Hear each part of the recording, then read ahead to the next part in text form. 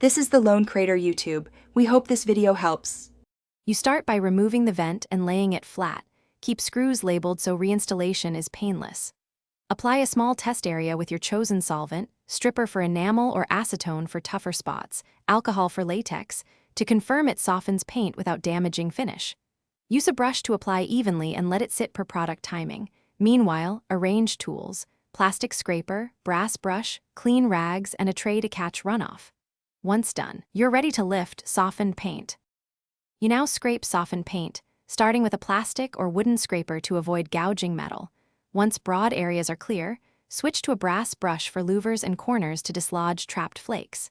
Make repeated short solvent applications rather than one long soak so solvent stays active, and you avoid warping thin vents. After visible paint is gone, neutralize any stripper per label instructions and rinse with water.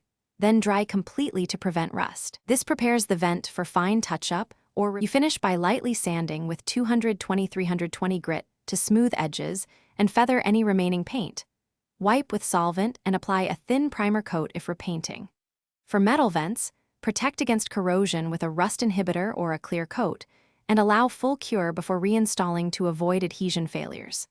If stubborn residue persists, try a low-setting heat gun to soften small spots or repeat targeted solvent applications. Make sure to monitor temperature and ventilation so you don't warp the vent.